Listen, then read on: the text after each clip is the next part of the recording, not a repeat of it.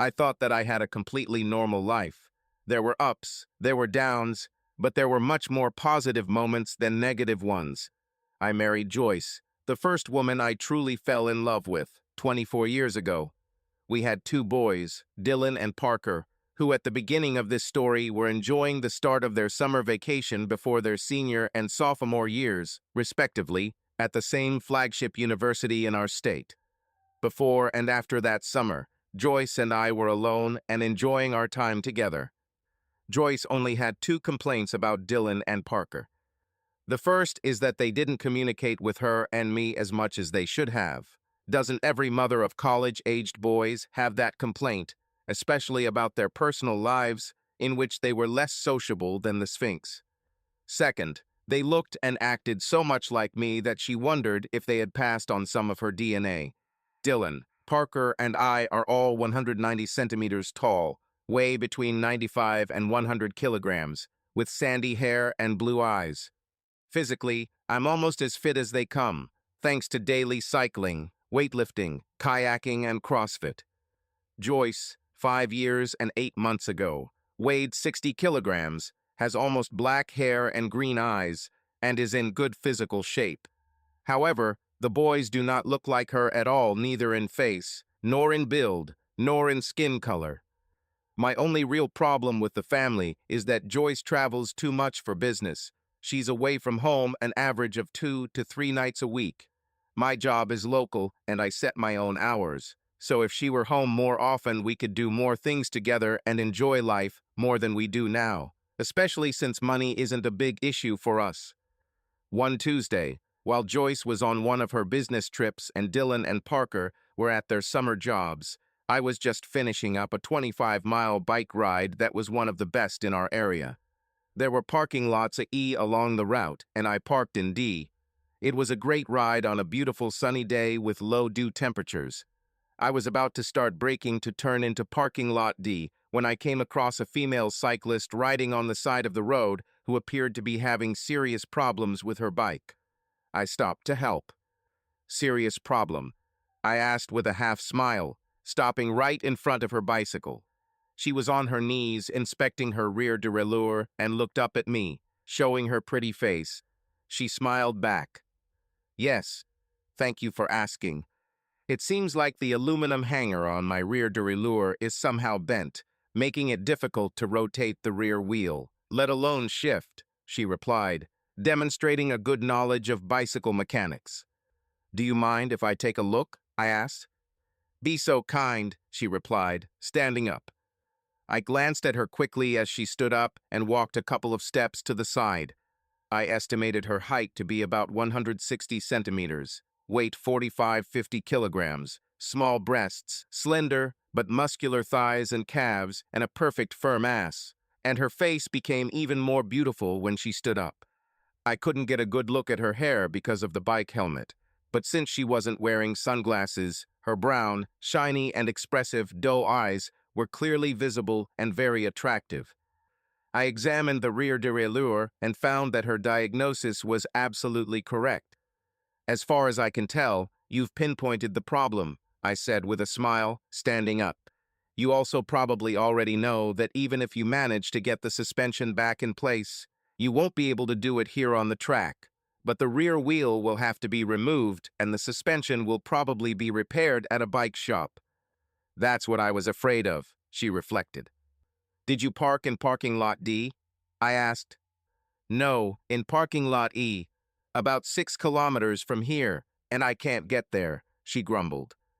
I'm in parking lot D, right at the entrance to the bike path. I'll drop you off at your car in parking lot E, I said with a smile. I sensed some wariness on her part, so I took out my ID and handed it to her. Here is my name and address.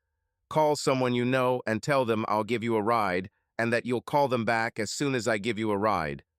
This way, if I turn out to be an axe murderer, at least you will die knowing that I will be caught, I stated, saying the last sentence with a wide smile on my face. Only after I said this did I wonder if she would find my joke funny and would she refuse my proposal. A cheeky, impudent man, isn't he? She laughed, instead of running away as a result of my joke. She took my ID, took out her cell phone, and made a call while standing about 2 meters in front of me. "Hi, Cheryl. It's me, Brenda. I'm having trouble with my bike in the bike lane and a guy named Brian Craddock, who lives here in town at 727 Sagamore Lane, will give me a lift to my car. If I end up dead, you know who to send the cops after," she said and laughed into the phone. After a pause, apparently listening to Cheryl, she said, "That's a great idea." Then she looked at me and said with a grin, "Cheryl thinks you should take off your helmet and let me take a picture of you and send it to her so the cops can identify your face in case your ID turns out to be fake."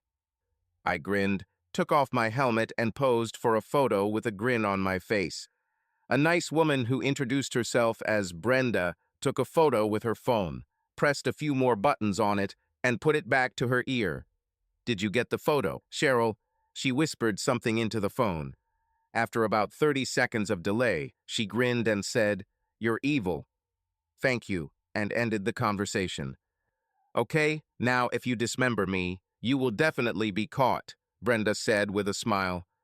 "Here, you drive my bike, and I'll take yours to my car," I said, fastening the helmet strap to the handlebars of my bike, and then I took her bike and walked on. We chatted a bit on the way to my car. When we got to my car, I put both bikes on the bike rack in the trunk.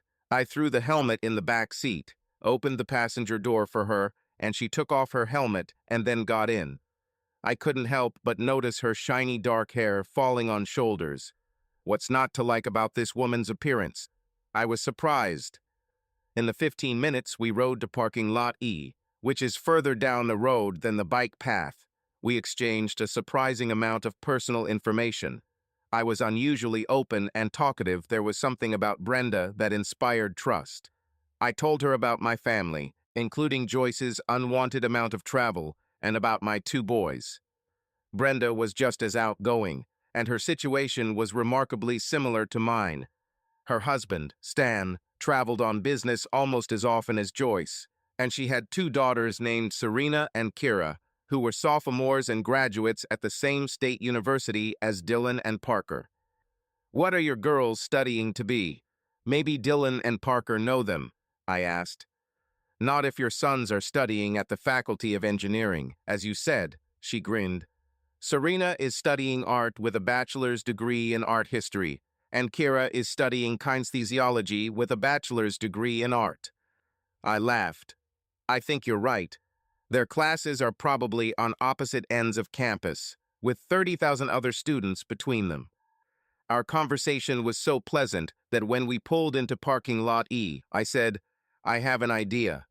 Since I'm heading to my gym for a CrossFit class after this, and you won't be riding your bike, but you'll be spending time doing it, why don't you leave your bike at Morton's Bike Shop, which is next door to my gym, and you will be at my disposal. My guest today. Have you tried CrossFit? Are you trying to pick me up?" She laughed. "No, just trying to figure out if your body works as well as it seems," I grinned back. "Oops, did I say it out loud?" I grinned. "You're still impudent, aren't you?" She giggled. "Okay, since I don't have anything else planned, I'll try." Long story short, we ended up going to a bike shop. Working out together for an hour, she did exceptionally well for her first time, and then picking up her repaired bike and having lunch at a casual cafe before we said our goodbyes. At the same time, we quickly hugged. Then she said, "If Joyce isn't home tomorrow, why don't you go kayaking down the river with me? I usually go there for an hour or 2 on Wednesdays when Wall not in the city." "With pleasure," I replied. I was planning to go somewhere this week anyway. As you've probably already noticed, my SUV has a rack for 2 kayaks on the roof. "I'll pick you up at, say, 8:00 in the morning," she said. "I'll be ready," I smiled. "I think you already know the address." "Yeah, about that," she chuckled. "I could have stalked you, but you willingly gave up your personal information."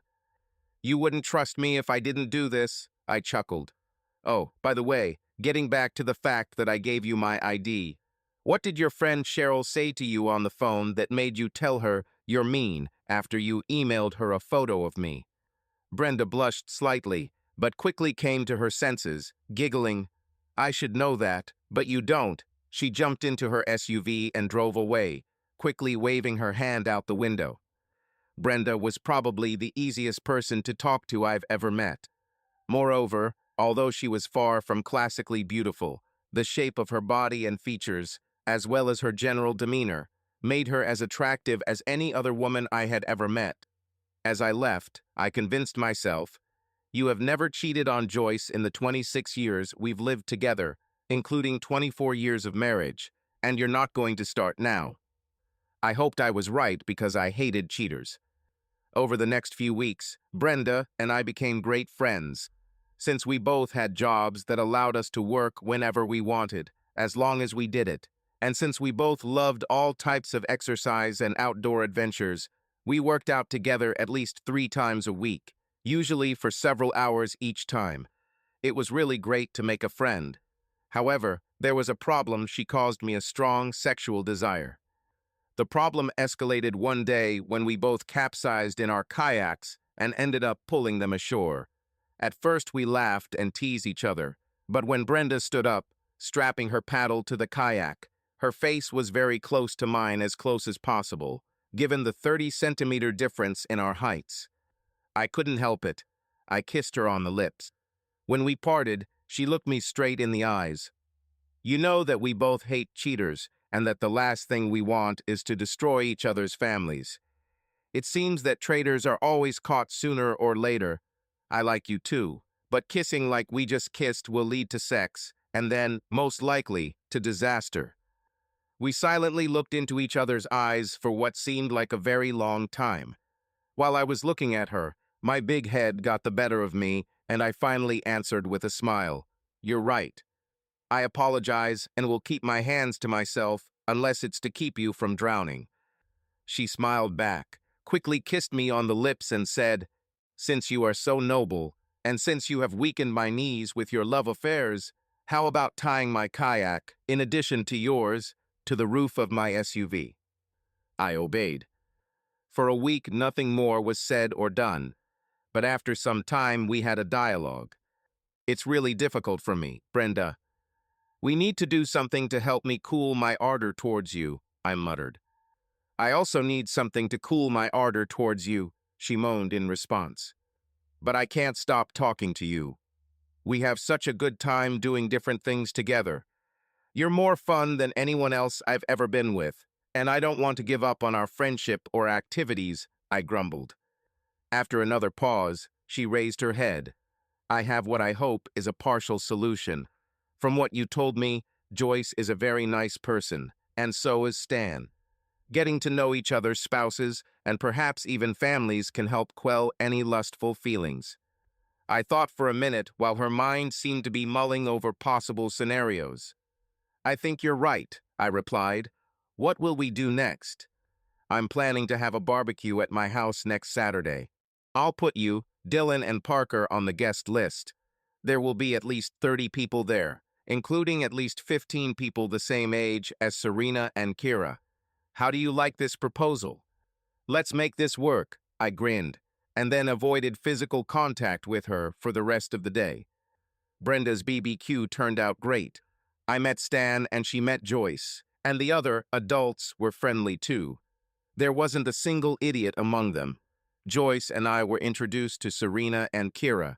Brenda was right except for the fact that each of them was about 5 centimeters taller than Brenda and perhaps 5 kilograms heavier. They seemed more like Brenda's clones than her children. I saw Serena and Kira introduce themselves to Dylan and Parker, and all the kids under 22 seemed to be having fun together, playing volleyball, beer ping pong, and other games in Brenda and Stan's backyard, which seemed ideal for such events. We were one of the last to leave the party around midnight. On the way home, Joyce, of course, tried to ask the boys if they had met any interesting people. All they said, with Cheshire cat grins, was that they had a good time and were glad they came. However, they were, predictably, completely silent about whether they liked any of the dozen very attractive women, ranging in age from 17 to 22, who were present at the party. Brenda and I reminisced about the party when we went for a bike ride and lunch the following Monday. I asked her if Serena and Kira were at all impressed by the cute guys there. Brian, because I had an overly intrusive mother, I never ask questions about such things, and they do not share information voluntarily.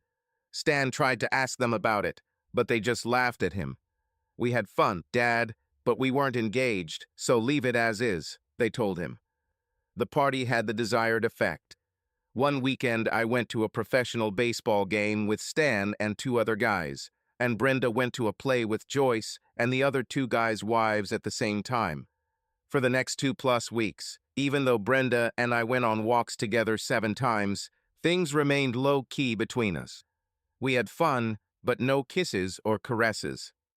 And then the train went off the rails. In a strange turn of events, Joyce and Stan held unusual conferences out of town on a Friday afternoon and Sunday afternoon 3 weeks after Brenda's party.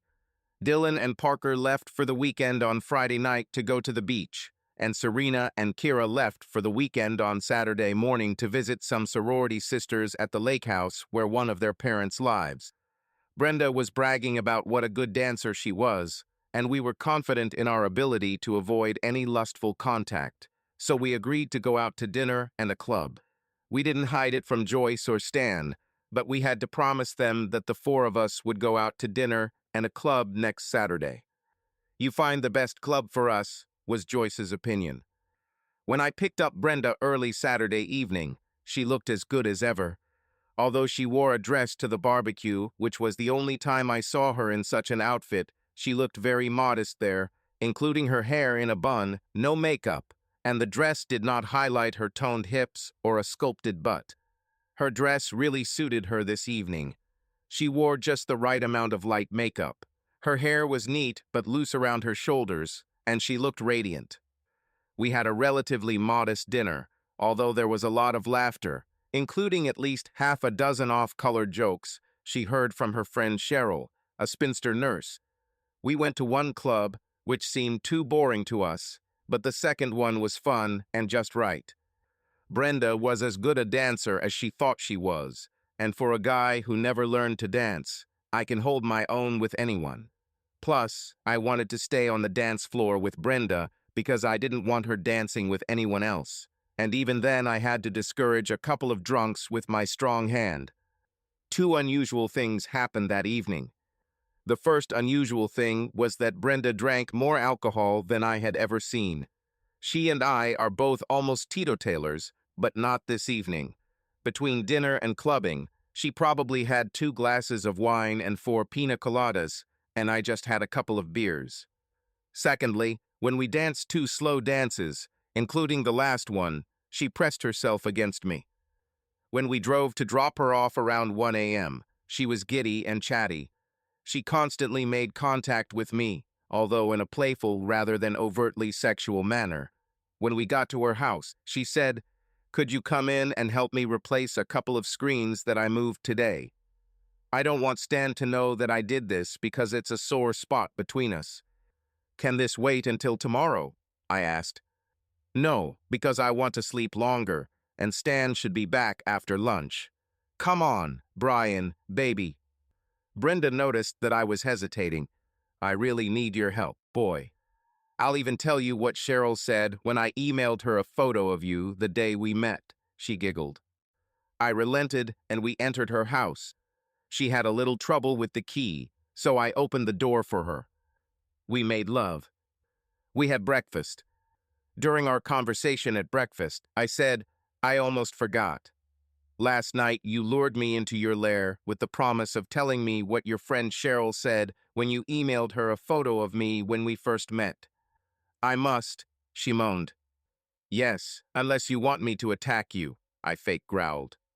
She jumped out of her chair, screamed, and started running. She didn't really try too hard to escape, and I caught her easily. I got dressed and got ready to leave long before Stan was due to return. The neighbors on the south side are on vacation, and I would love it if you would go out the back door and walk around their property so no one sees you coming out of my front door at 9 in the morning. "It would be difficult to explain," she chuckled. Let's go for a bike ride on Tuesday. I'll be there on my bike at 9:30 and we can have a snack at my place when we're done, I said with an evil grin. Fine. Sounds like a plan, she smiled back. The feeling of guilt only hit me on Sunday evening. As Joyce fell asleep on my shoulder, I thought about Brenda. I knew I had to give it up, but I didn't know if I could exercise enough self-control to do so. That Tuesday began a series of regular meetings between me and Brenda. Although the days and circumstances changed, over the next few months, what happened that Tuesday happened often. While Brenda and I were in a relationship, we didn't kid ourselves that what we were doing was normal and without possible consequences. Neither of our spouses deserved their partner's infidelity. Despite our feelings of guilt, if not for the danger, we probably would never have separated. We were so attached to each other. On Wednesday, when Joyce and Stan were out of town on business, we went on one of our classic bike rides and then made love at my house. However, on that particular day, Brenda had some other errands to run and I had an appointment that afternoon, so we deviated from our normal routine and she rode off on her bike instead of asking me to give her a ride. When Brenda left for some reason, I immediately took off the sheets covering the guest room bed and put them in the washing machine before I showered so there would be no residue. While I was in the shower, Joyce came into the bathroom. I was shocked to see her. "Hi, honey," she chirped. "Are you happy to see me?" "Glad, but surprised," I answered through the shower door, my dick completely covered in soap. "I finished early. I left a message on your cell phone, but seeing as your bike is parked outside and you're in the shower, I'm guessing you were out on a bike ride. Probably with Brenda or Jack. Jack was my occasional riding companion. Cycling. I rode bikes with both of them. Detective Joyce," I laughed, telling my partial white lie. The next day I met Brenda in the park and told her about the near miss. If we had been caught, which we avoided in less than 5 minutes, and only because I had accidentally taken the sheets off the bedspread in the guest room, our families would have been destroyed. Brenda looked very thoughtful. After a pause, she looked into my eyes. "Our relationship with you is the brightest event in my life, but I experience the same feelings of guilt and fear as you. If we didn't have kids, and if our spouses were jerks, things would be different. But we have children, even if they are in college, and our spouses are wonderful people who don't deserve our infidelity. So we need to find a way to end this." I nodded in agreement, and then a thought came to my mind. You know, I could finance our visit to a psychologist to help us decide what to do so that Joyce doesn't find out anything. Do you agree? She said, "We have a serious problem. I can agree with you to pay for the services of a psychologist. Make an appointment and I will try to make time work for us." We kissed, returned to our cars without computers, and drove away. By the evening of the same day, after asking and calling names, I made an appointment for Friday with Dr. Meg Sheehan, a renowned psychologist and marriage counselor living in a nearby suburb. I called Brenda on Thursday morning and told her she agreed. After agreeing to pay her extra to see us after hours, and after describing to her our problem, guilt and fear, Dr. Sheehan agreed to see us 4 times over the next 2 weeks. We were lucky to have help because we simply could not cope with our dependence on each other on our own. We were getting too bold, so exposure was inevitable unless we could somehow stop it. By the 3rd session, Dr. Sheehan diagnosed our problem. Although she described it in clinical terms, she also described it in layman's terms. Her explanation was this: "You two are simply dependent on each other, especially in sex." I don't use this term lightly. In the media, you always hear about people saying they have a sex addiction, but 99% of the time, this is bullshit and just an excuse for promiscuous behavior. "There is no such thing as clinical sexual addiction?" Brenda asked. "There are several real clinical cases.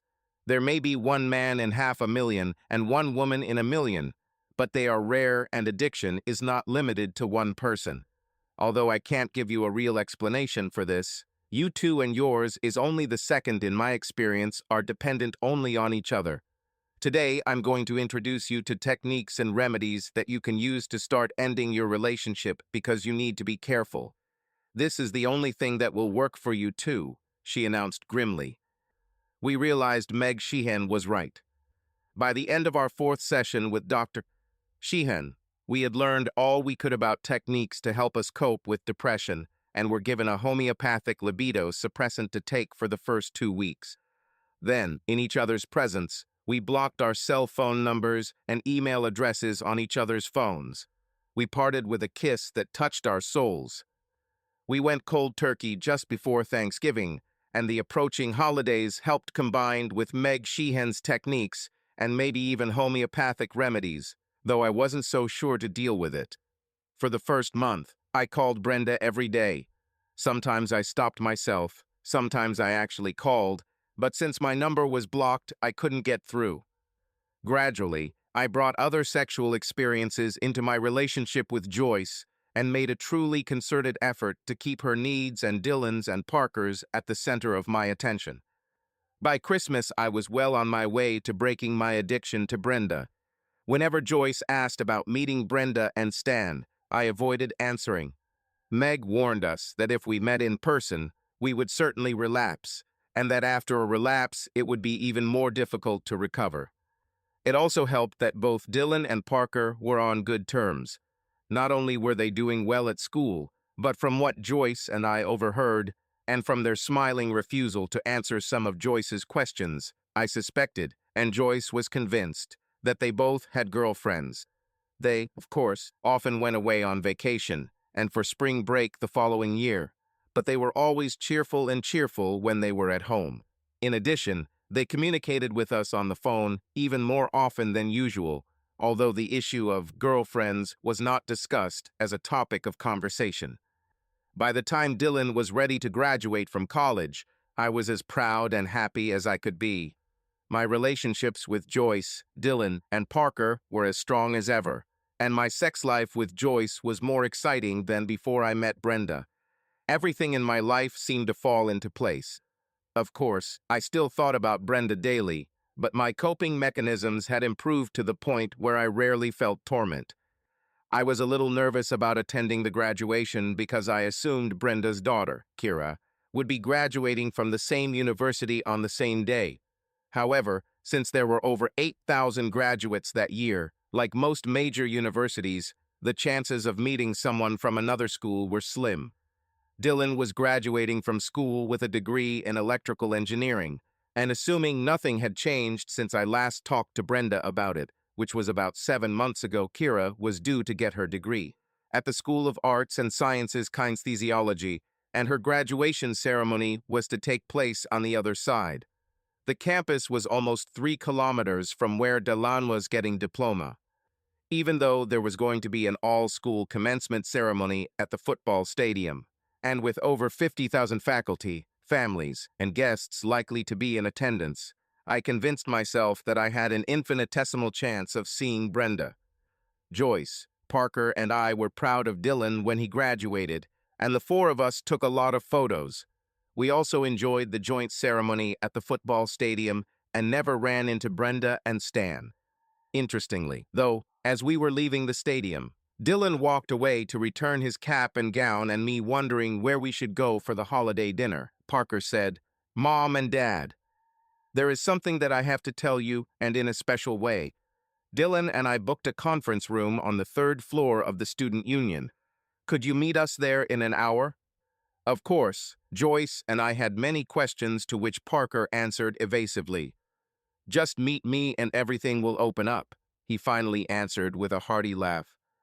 When Joyce and I walked into the conference room 58 minutes later, I was shocked to see Brenda and Stan there. When Brenda saw me, her eyes showed the same fear that was in my brain and heart.